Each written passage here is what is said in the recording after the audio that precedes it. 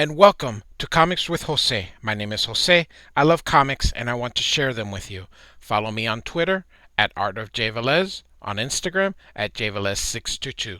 We're going to review some comics that I like, that I love, and some that I don't like or love. I own all the comic books that I am showing. Even though we're going to be looking at them digitally, I actually have copies of every single comic book that we are going to review. Like and subscribe, and thanks for listening.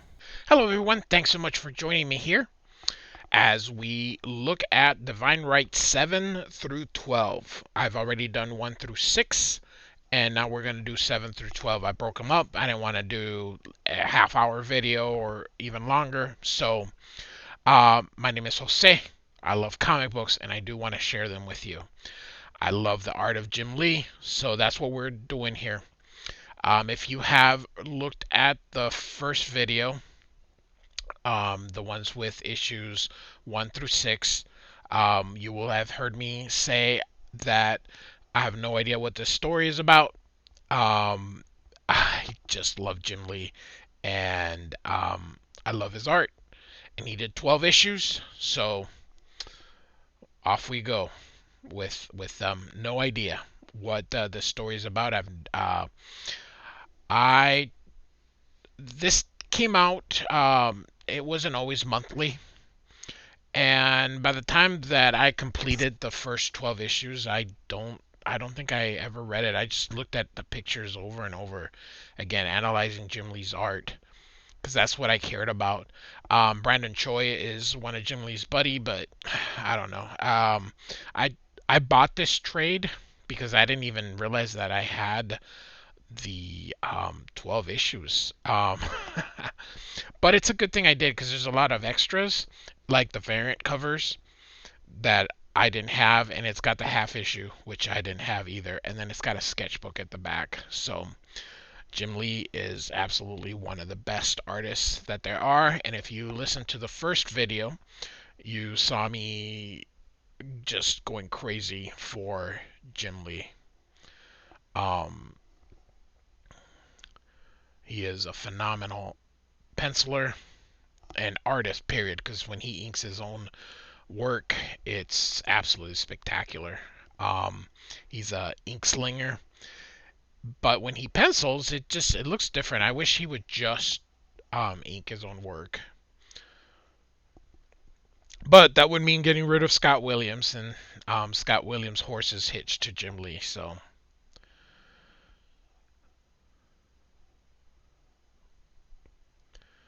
Jim Lee was when Jim Lee did X-Men.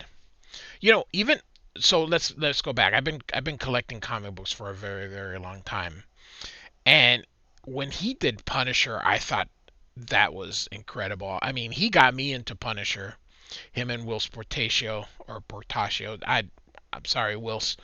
Um, kind of got me into Punisher. And then when he went into X-Men, I was like, what the heck? This is just beautiful. And I was just blown away.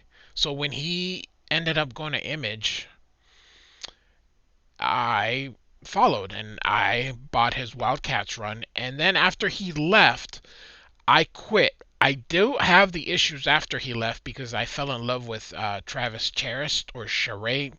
Uh, don't quite know how to say his last name, but it's spelled Charest. So, um, sorry. Sometimes these double pages just go by so fast. So, that I went back, I think in dollar bins, and I picked them up. So, I do have the entire Alan Moore. Well, oh, sorry, I don't mean to.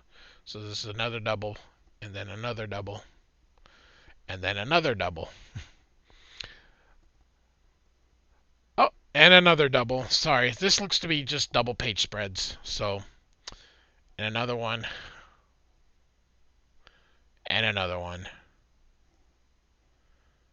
All right, so we're looking just at doubles. So when I keep moving the thing, it was just going so fast. So slowing it down here.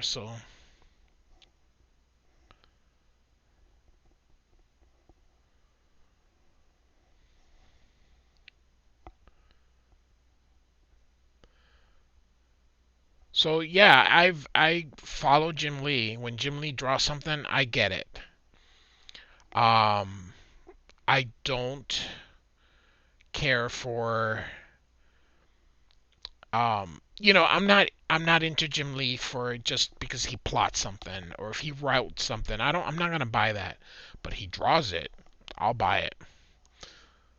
I'll buy bad writing if it's drawn good. Um,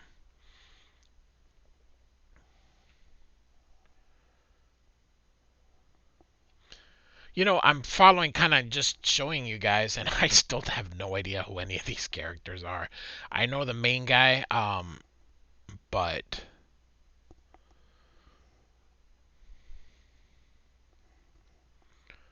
other than the main guy, I don't know anybody else.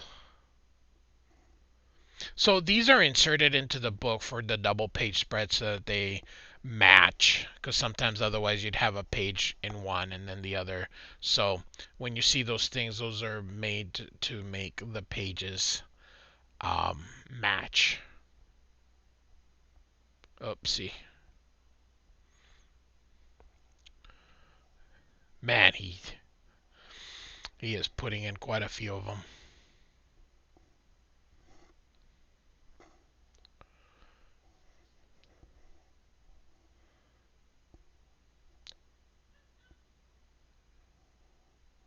All right, number 10. So his signature is 1998. And this Faraday's law is so it just is so annoying. Uh, if you've ever watched Jim Lee's Twitch stream and videos on YouTube, they're awesome. I strongly recommend them.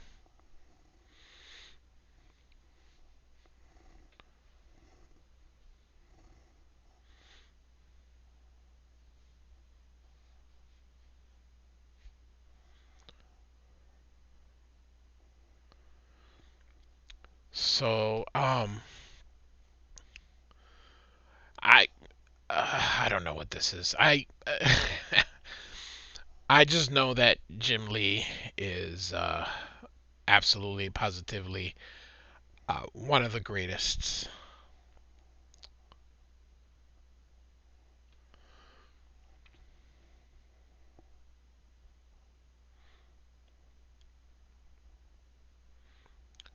So many people just attempt to draw like him. Uh, Ed Benes is a Jim Lee clone. He's a great Jim Lee clone. J. Scott Gamble is a Jim Lee clone. Joe Madureira was a Jim Lee clone, but he sort of found like a manga type style that um, let's see. David Finch is more of a Mark Silvestri clone. Um, let's see. There's so many. I'm drawing a blank now, but there's so many people that just try to Jim Lee everything. And Ed Benes is the one that I think of. The Kubert brothers. Um, you could see that they went from drawing like their dad to drawing like Jim Lee. So both Kubert brothers are Jim Lee clones. Jim Lee just influenced everyone. I mean, look, if you've seen my when I do the Todd McFarlane comic books, he does all these ticks, and Jim Lee does them as well. But he it's just how he lays them out. It shouldn't look good, all these marks, but it does. It just looks awesome. And you can see why fanboys like me just fell in love with his art. All right, 2 wishes to go.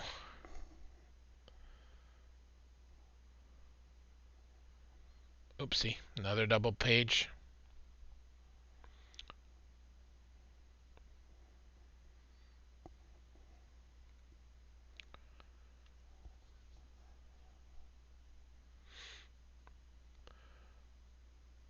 I forgot his name, but he's with the Wildcats. Grifter.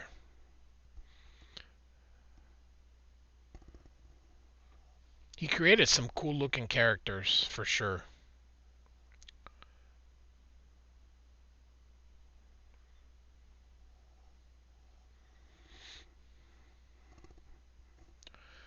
I strongly recommend, if you're a Jim Lee fan, that you should buy this and um, have this in your collection. So if ever, and if you like to draw and you just need inspiration, just pull this out and just look at it.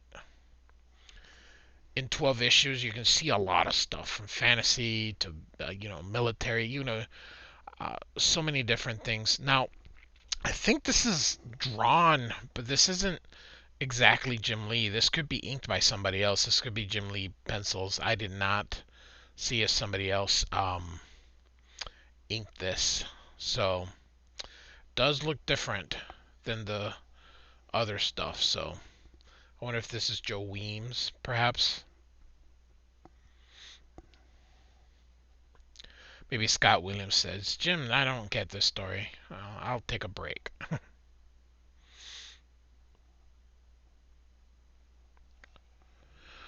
And you can see, as an artist, his range. Just look at this.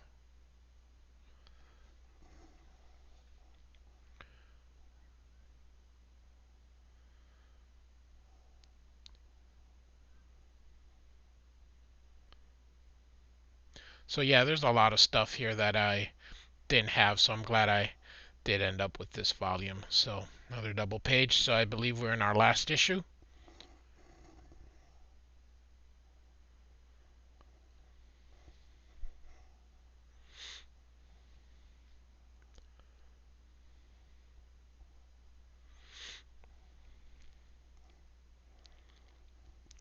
Yeah, I don't think he drew this.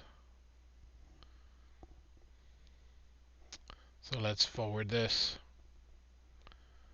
Yeah, that's not him.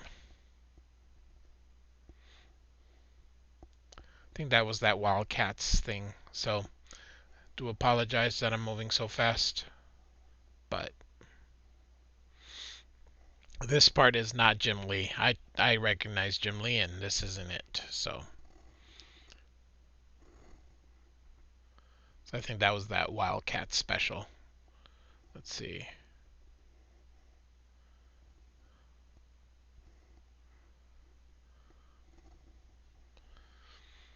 And that's not him either.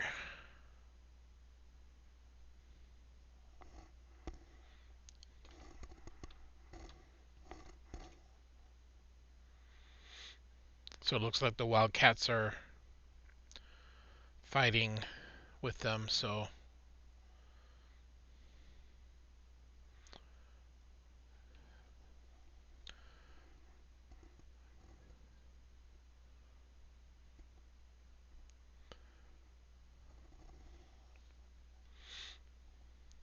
I know he did all 12 issues, and I don't remember this. So this says to be. So here we go. I think this is the last one. Yep. So the other was just because it went from 11 and now here's 12. So, and I knew he drew all 12 issues. So,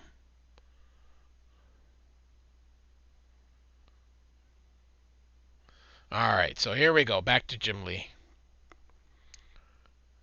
So it looks like that was just interlude with the Wildcats, drawn by somebody else who was not Jim Lee.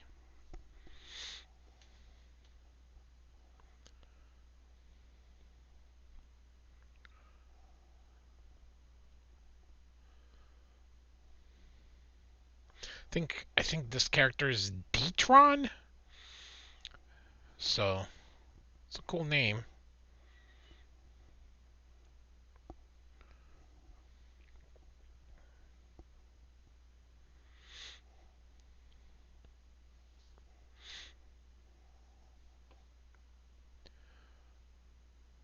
So he goes from selling pizzas to becoming God. That's pretty cool. in a matter of 12 issues.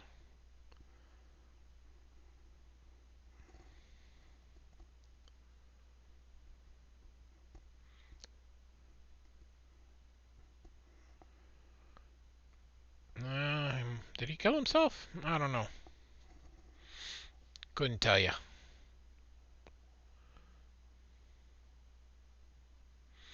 But he apparently gave up godhood for the power of love.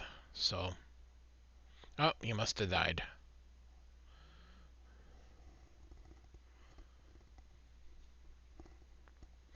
So, there it is. So let's look at the sketchbook here.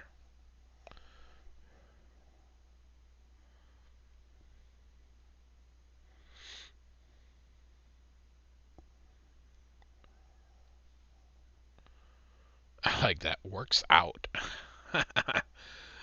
He draws women. That doesn't matter. They all look like they work out.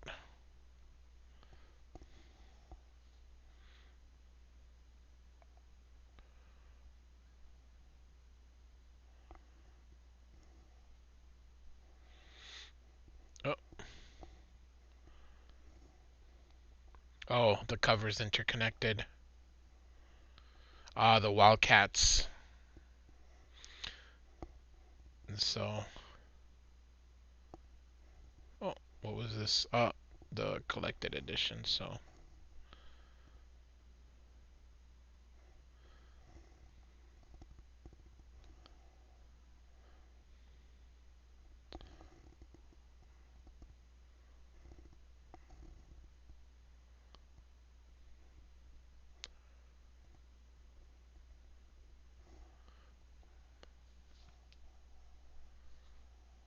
very cool. Man, I tell you, Jim Lee. Oof, what an artist.